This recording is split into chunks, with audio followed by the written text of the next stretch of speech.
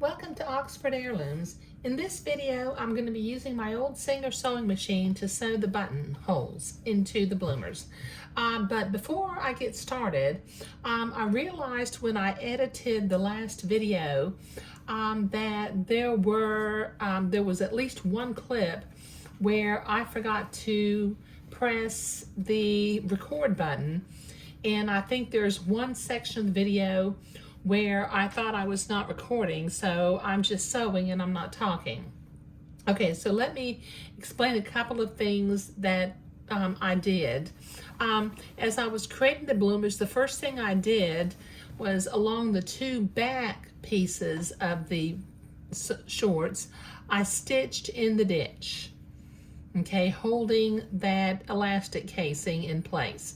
Then the next thing I did was, I'm not sure if you can see this, but there is a little stitching line about 1/16 of an inch away from the top of the waistband all the way around. So I stitched that next.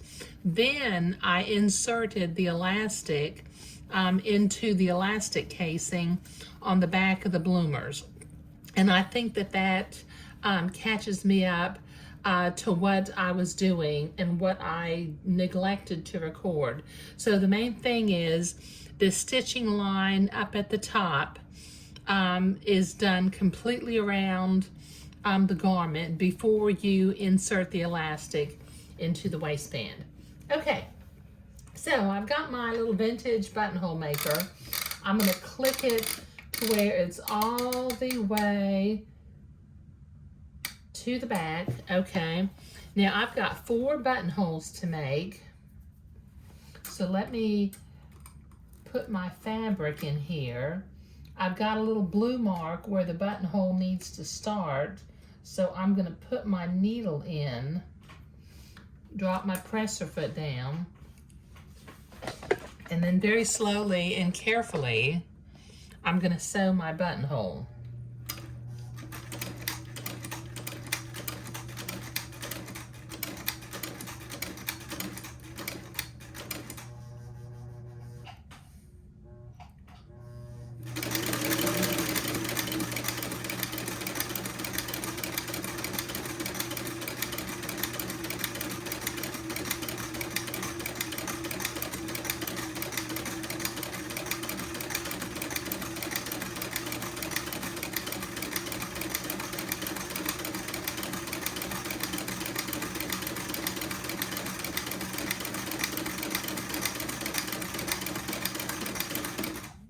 Okay.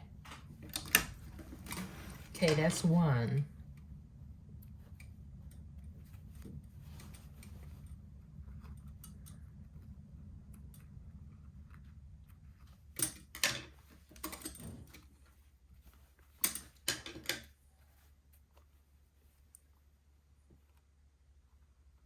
Clip my threads. Okay, so I need to do that 3 more times, but as you can see, it's a perfectly beautiful little buttonhole up there. So let me do this 3 more times, and then I'll come back and clip them open, and then we will be finished with this little garment.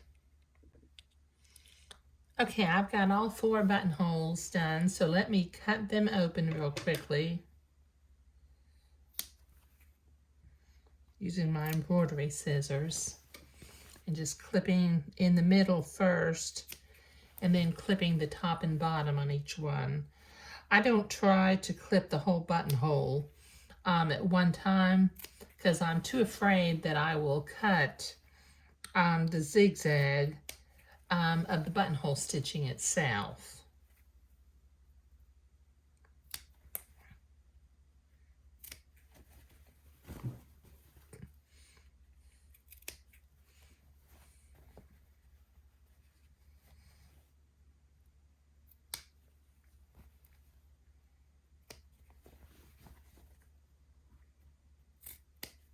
There we go.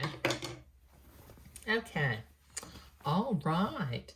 Now this finishes up project number 12, Mad for Plaid. And as I mentioned before, I made some little heirloom blue shorts to go with the little white shirt that was from project number 11, Lavender at Light Speed.